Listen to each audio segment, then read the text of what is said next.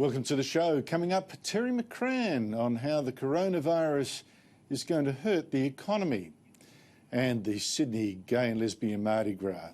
Who has it banned now? I'll be speaking with Daisy Cousins about that later.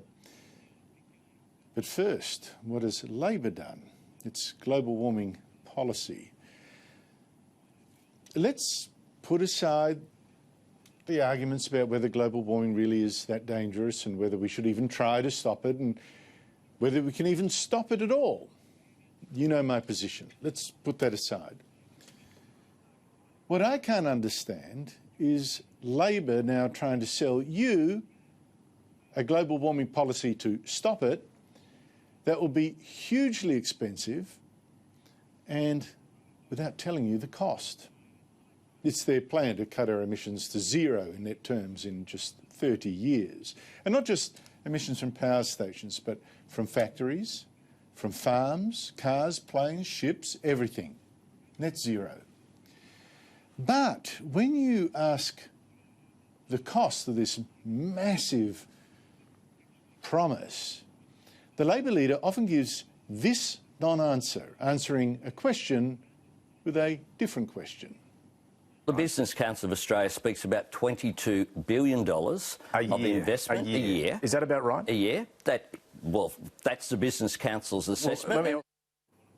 In fact, Australia isn't actually doing nothing about global warming. We've spent billions for not much result, of course, except, well, you've seen shortages of electricity and high power prices. But he's right, we should ask what the cost would be if we did nothing more to try to stop the small warming we've seen so far. And I think the figure would actually embarrass Labor. It wouldn't be that much at all. But we should also demand to know the cost of Labor's scheme, because we have to pay for it after all. Some of us, some of you, with your jobs. Now, so far, Labor seems to be hinting, implying, suggesting that you won't even feel the price. It's no worries. There'll be higher growth, higher wages, lower energy costs if we go down this road. That sounds so painless. No pain or gain. Who would not vote for Albo's scheme? But in fact, Labor is deceiving you. And I tell you, this is much, much more serious and significant than the government sports fraud scandal, for instance. That's peanuts in comparison. And at least that money wasn't wasted. No one lost a job. Now, why do I know that Labor is deceiving you? Because, for one, of the Business Council of Australia. Now, this is an organisation, business, that for some strange reason is backing Labor's plan, zero emissions by 2050.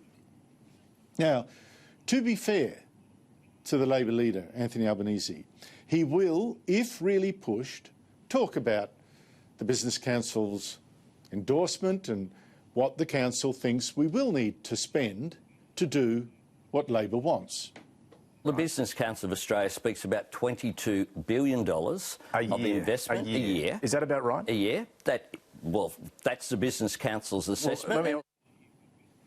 But no, that word is just an investment, But investments, of course, usually means you put your money in and you get more back. That is not the case here. You put your money in and it's going to hurt. Because this is spending, this is massive spending. And nor is that $22 billion a year. I mean, you just think how much that is. That's nearly $1,000 spent by every Australian man and woman and child on global warming schemes every year for the next 30 years. And in fact, Labor will almost certainly need to spend much, much more than even that. The CSIRO, for a start, says we'll need to spend $1 trillion just on the new green electricity system to handle all this. $1 trillion. But back to the Business Council, which backs Labor's plan. Just to give you an idea of what Labor is signing you up for when it says zero emissions by 2050, no worries, easy done. The Business Council last month wrote a scoping paper saying that this is what we'll then have to do over the next 30 years.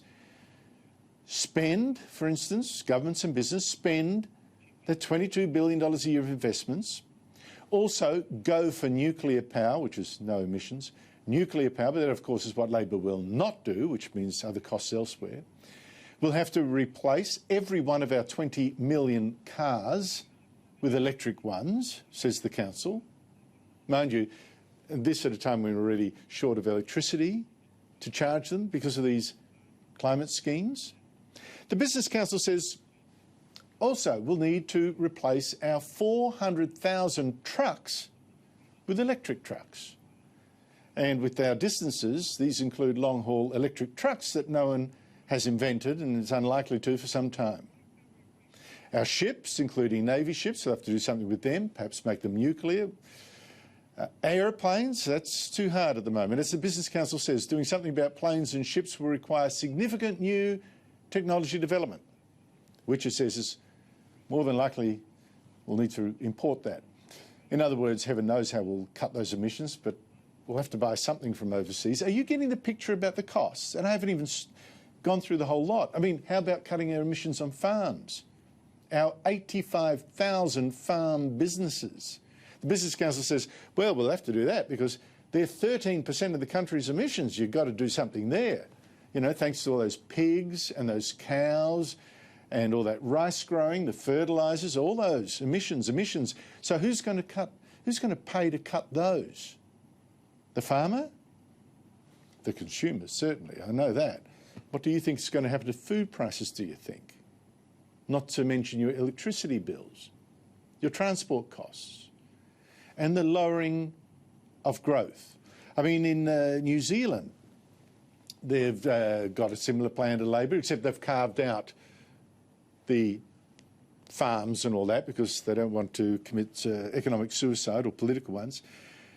But even if you include the farms, New Zealand, the same sort of net zero emissions, the New Zealand Institute of Economic Research has checked on what this will cost New Zealand. Let me tell you, they reckon it'll lower growth by 10 to 20%. And we're much more heavily resource-based. Can you imagine? Can you imagine? Now, I'm not saying this is going to destroy Australia. We'll probably still grow net. We just won't grow as fast by a long, long way.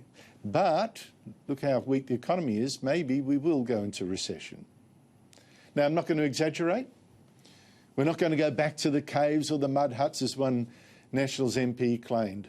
We need to keep this conversation very focused on the facts because this is so serious.